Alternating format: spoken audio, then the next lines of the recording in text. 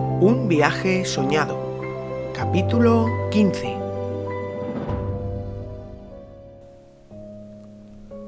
Los militares lo despertaron sin mucho miramiento. «Es la hora, Eric, debemos marcharnos ya. Coge tus cosas y el agua que te hemos preparado y sube al jeep», le ordenó Kaan. Eric no había descansado mucho, estaba medio dormido. Como pudo, recogió sus cosas y cogió varias cantimploras de agua que había en la mesa, para luego dirigirse al coche, donde lo esperaban los militares con las luces apagadas. El coche arrancó y empezó a subir por la colina. Ellos conocían bien el camino. Muy despacio y con tan solo la luz de la luna como guía, en pocos minutos ya veían la carretera que Eric debía coger hasta llegar a la frontera de Irán. Le temblaban las piernas y un sudor frío recorría su cuerpo. De repente tuvo ganas de llorar, pero ya no podía echarse atrás. Bajó del jeep y se despidió de los militares, que le dieron otro plano con una ruta marcada por el interior de las montañas y con poco riesgo de ser detenido. Eric comenzó a bajar aquella colina de tierra y grava, intentando no resbalar y caer rodando hasta el acantilado que había a pies de la carretera. Asustado y confuso, llegó por fin a la carretera desgastada y llena de boquetes, que debería seguir al menos durante 7 kilómetros más, hasta ver una pequeña señal que le indicaría la llegada a tierras iraníes. La luna lo acompañaba, tan solo se escuchaba su propia respiración, agitada y convulsa por el sobreesfuerzo que estaba haciendo su debilitado cuerpo. Pero le quedaba un largo camino entre montañas y ríos de arena, castigados por la fuerte sequía del lugar.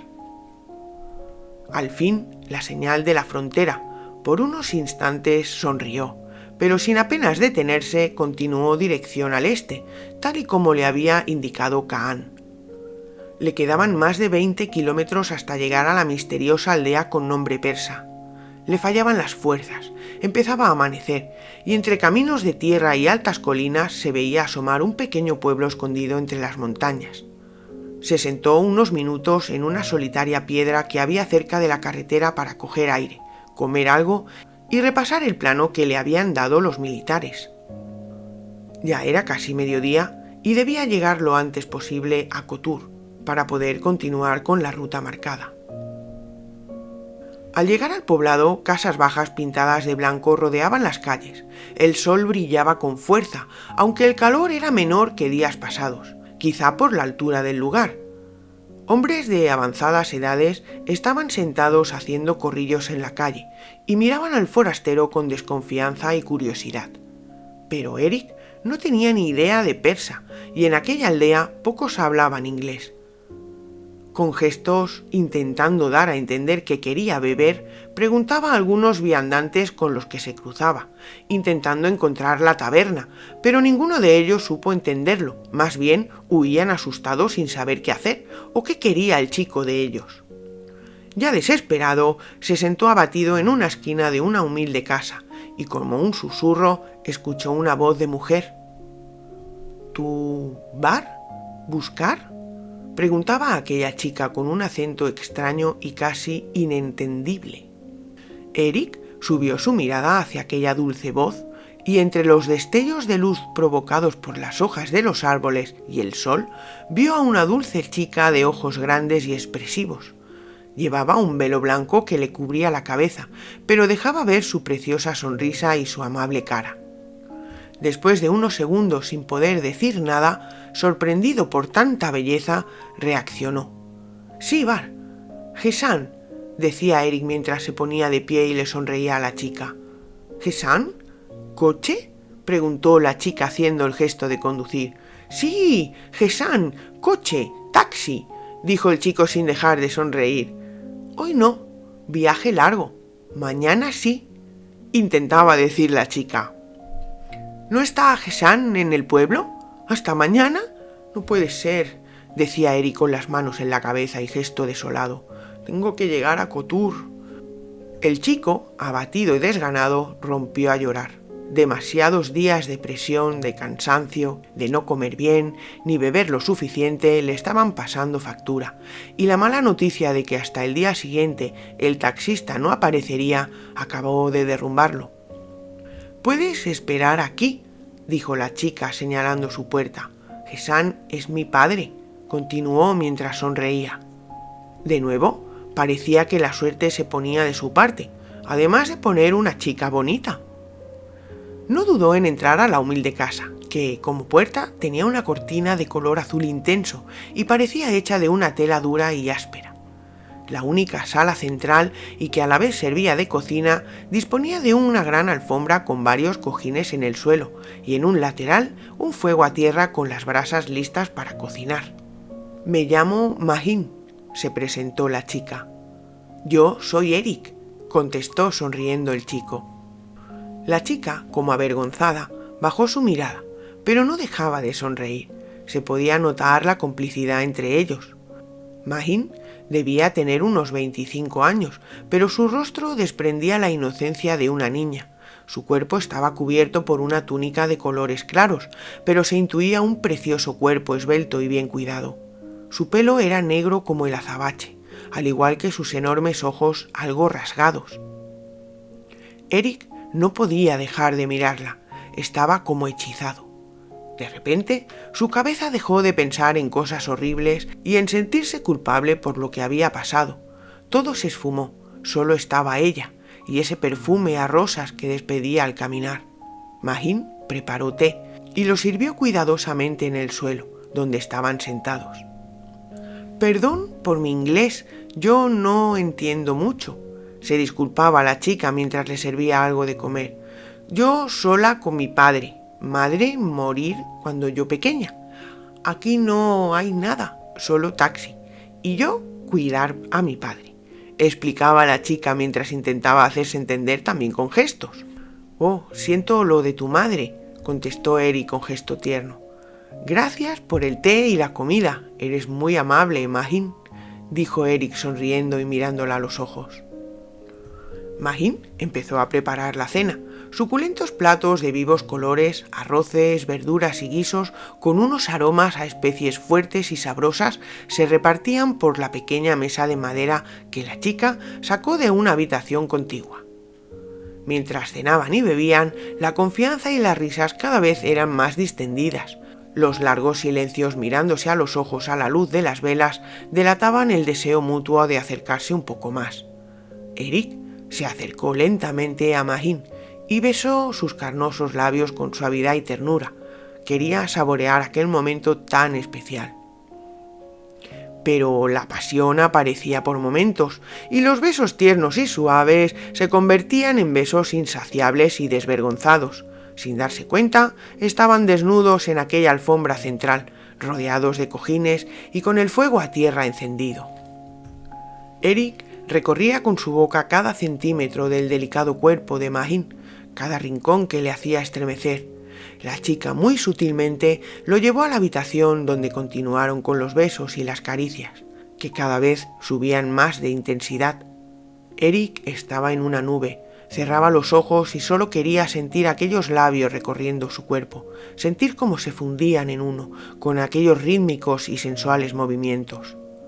Al cabo de unas horas cayeron rendidos entre besos y abrazos, y así se quedaron hasta bien entrada la mañana siguiente. Eric despertó aturdido. Mahín estaba todavía dormida y abrazada a él, con una preciosa sonrisa que evidenciaba que lo había pasado muy bien. «Mahín», le susurró Eric al oído, «despierta, preciosa». La chica abrió lentamente los ojos, lo miró y se levantó de golpe al darse cuenta de la hora que era. ¡Mi padre! ¡Mi padre viene!, gritaba mientras se vestía rápidamente, arreglaba la habitación y la sala principal. Eric se vistió y ayudó a recoger todo aquello a Mahín, que parecía desesperada y asustada a la vez. Al cabo de pocos minutos se escuchó el motor de un coche, que, por el ruido y el olor, no daba dudas de que era un diésel de los antiguos. Mahín le hacía señales a Eric para que se sentara y se mantuviera callado.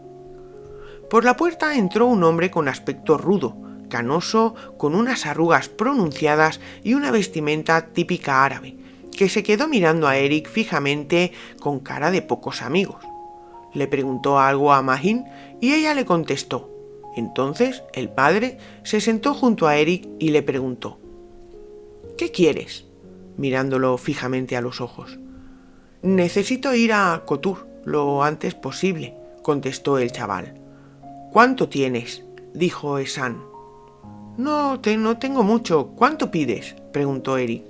El hombre se quedó pensativo unos segundos. $500, está bien, contestó Ehsan. Eric cogió su mochila y disimuladamente contó el dinero del sobre y le dio los $500. No tengo más, señor, dijo el chico con cara de circunstancia. Marchamos en 1 hora, dijo Ehsan mientras se levantaba y se dirigía a una de las habitaciones de la casa. Magín preparó comida y agua para que se llevara el chico, y a escondidas lo besó por última vez. Ha sido maravilloso, le susurró ella al oído mientras le acariciaba la cara. Jamás yo olvidaré. El chico le respondió con otro beso en la mejilla y una mirada de nostalgia, pero debía continuar su viaje. Ehsan se despertó y decidió marchar hacia Kotur lo antes posible. Le esperaban más de 50 kilómetros de carreteras de curvas y desprendimientos de roca, y tenía prisa por volver a casa.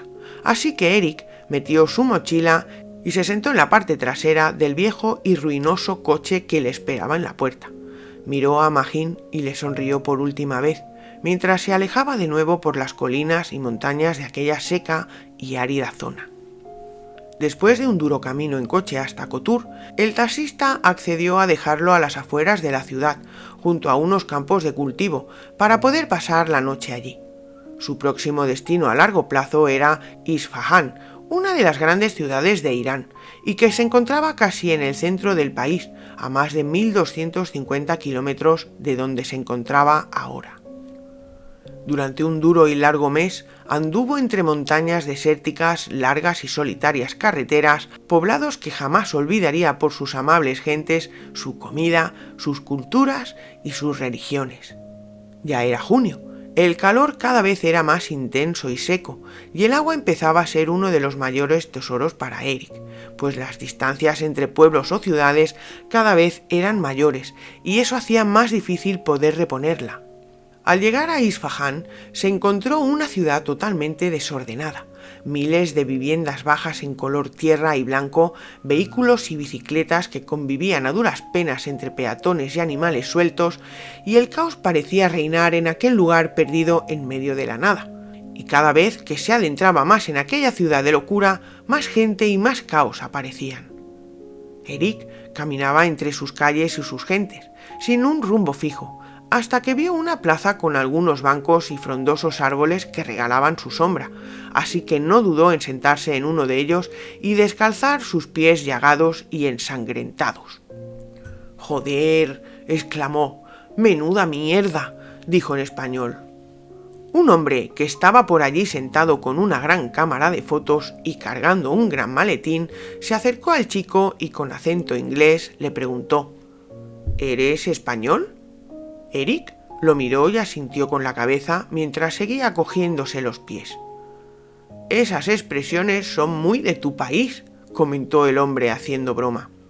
«¿Eres inglés?», le preguntó Eric. «Soy australiano. Estoy aquí porque soy reportero fotográfico de una cadena de televisión de mi país».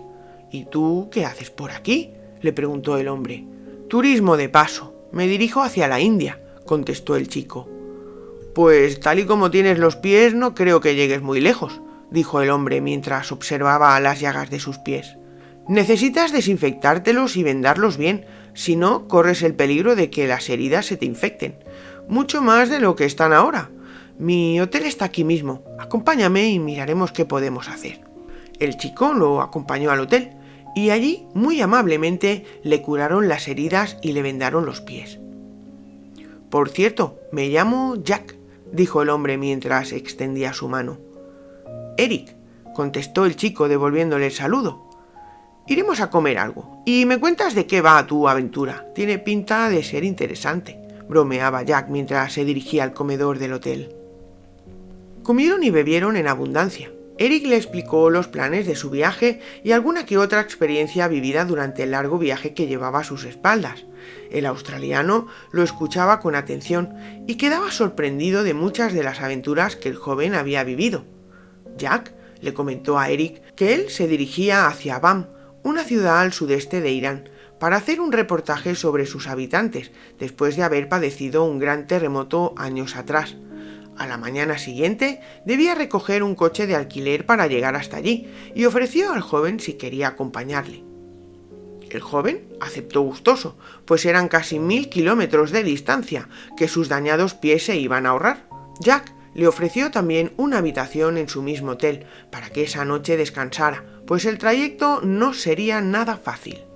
A la mañana siguiente desayunaron y cogieron provisiones de comida, sobre todo mucha agua. Fueron en busca del coche todoterreno y se dirigieron hacia una gasolinera, donde Jack compró varios bidones de gasolina y los cargó en la parte trasera del coche. Ya listos para partir, Jack advirtió al muchacho: «Será un viaje duro, los caminos aquí son de tierra y polvo, pero lo más importante del viaje es no quedarse nunca sin agua y sin gasolina. Si te quedas sin alguno de ellos, eres hombre muerto», explicaba el hombre mientras ataba bien los bidones con cuerdas y los tapaba con mantas viejas. Más de 9 horas de camino por delante de traqueteo, polvo y piedras golpeando el coche continuamente. Se hacía más ameno por las historias que Jack contaba y ese punto sarcástico y bromista que le caracterizaba. Se veía un hombre culto y rodado. Había viajado por medio mundo, sacando fotos y disfrutando de lo que más le gustaba, su libertad. Era un hombre alegre y divertido, que se tomaba la vida como si no hubiese un mañana. No escatimaba en nada. Si le apetecía hacer algo, simplemente lo hacía. Eric lo admiraba por eso, lo escuchaba con atención y observaba cada movimiento, cada palabra, cada gesto. Era un hombre libre, libre de verdad, sin ataduras, sin cadenas, libre de disfrutar su propia vida. Durante el viaje y en uno de los largos silencios, Eric recordaba el día que Mesut decidió volver a ver a sus padres. Veía en su cabeza una y otra vez aquella imagen, las caras de felicidad de sus padres al verlo entrar por aquella antigua puerta azul y poder volver a abrazarlo. Sus lágrimas de felicidad, de puro amor, para después, minutos más tarde, morir, quizá todavía abrazados. Eric pensaba en el destino, en por qué aquel día, en aquella hora, y por qué aquella mujer. Era como tener las piezas de un puzzle y no poder montarlo hasta que ya es demasiado tarde. Tan solo unos minutos y él habría muerto en la explosión. No podía quitárselo de la cabeza. Era como si lo invitasen a presenciar un acto tan íntimo y puro para después ver la realidad con un duro golpe, ver que todo cambia en un segundo, en un instante, ya sea para bien o para mal. Que jamás debemos dejar nuestros instintos a un lado, nuestra intuición, porque quizás nos sirva como pieza extra de algún puzzle futuro. Jack interrumpió los pensamientos de Eric cuando puso un cassette en la radio del coche, con la música de Bruce Springsteen y su conocida canción Born in the USA.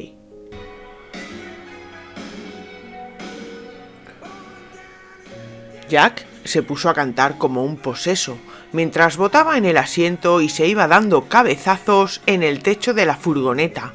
La situación era tan dantesca que Eric no pudo contener las carcajadas, mientras él también botaba en su asiento por los baches y el mal estado del camino.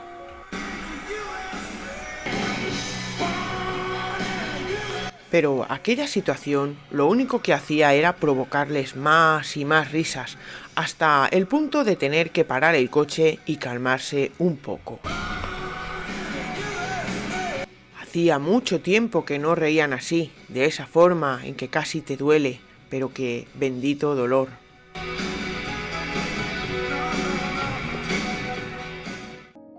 Aprovecharon para estirar un poco las piernas y comer algo. El paisaje era desolador. La sequía cada vez estaba más presente, campos de cultivo completamente secos y abandonados, y ese molesto viento que levantaba el polvo en cualquier momento y formaba pequeños tornados. Continuaron por la interminable carretera, por llamarla de alguna manera. En algunos tramos se podía ir más cómodo, pues el asfalto todavía hacía acto de presencia. Ya anochecía cuando llegaron a Bam, así que buscaron el hotel donde Jack se iba a hospedar y donde se quedarían a pasar la noche. A la mañana siguiente se dirigieron a las ruinas de Arjibam, la antigua población que casi desapareció a causa de un terremoto en el 2003 y que mató a más de 40.000 personas, cerca del 60% de la población en aquella época. Jack explicaba la historia de aquella pequeña ciudad dedicada a la agricultura de dátiles y que sobrevivía gracias a las ayudas de reconstrucción del gobierno iraní. El hombre hizo cientos de fotografías, se le veía disfrutar con ello, con cada detalle, cada enfoque era minuciosamente estudiado y a cada disparo una gran sonrisa de orgullo por un buen trabajo realizado. Después volvieron a la ciudad, comieron y continuaron charlando durante varias horas. Entonces Jack le preguntó: «¿Cuál es tu próximo destino?», preguntó mientras cogía un vaso con un whisky doble sin hielo. «Quiero llegar a Pakistán, no sé ni cómo ni por dónde, así que debo volver a mirar mis mapas y marcar la siguiente ruta», dijo el chico sonriendo. «Saca esos mapas, a ver qué encontramos», comentó Jack cambiando la posición de la silla y acercándose a la mesa. Eric sacó sus mapas y Jack empezó a mirarlos con mucha atención. Después de varios minutos murmurando y hablando solo, exclamó: «Ya lo tengo. Sabía que conocía una ruta para pasar la frontera sin ningún tipo de control, pero ya tengo una edad y estos nombres cada vez me suenan más a chino», dijo Jack riendo. «Deberíamos ir hacia Zahedan. Allí hay una carretera de curvas entre las montañas que llega hasta Taftam, que ya pertenece a Pakistán», continuaba explicando el hombre. «¿Deberíamos?», preguntó Eric sonriendo y con cara de complicidad. «¿Acaso lo dudabas? ¿Crees que me voy a perder algo así?», reía descaradamente el australiano. «Te llevaré hasta allí y te presentaré a un escolta amigo mío. Se llama Kabir, aunque allí los llaman Levis. No te costará nada. Prepararemos un visado y un pasaporte falso porque deberás pasar más de 100 controles antes de llegar a Quetta. Tienes que pasarlos obligatoriamente. Es imposible que lo consiguieras a través de las montañas y el desierto, aparte de los peligros de encontrarte a algún talibán escondido por allí. Es una zona muy peligrosa, tenlo en cuenta. Luego ya te espabilarás. ¿Qué son 5 horas más de cabezazos contra el techo?», reían al recordar el viaje y el ataque de risa desmedido que les dio. «Gracias por todo, Jack. Eres una buena persona. Tú has hecho que vuelva a creer en la buena gente», dijo Eric con semblante serio. «No hay nada que agradecer. Tómate el whisky y disfruta del momento. Mañana ya lo planearemos todo», dijo Jack levantando su copa y con una gran sonrisa. Cenaron de nuevo en el hotel y decidieron salir a tomar unas copas por la ciudad, que se transformó en un lugar totalmente diferente al del día, pero estaban cansados y volvieron pronto al hotel para descansar y al día siguiente emprender el camino hacia Pakistán.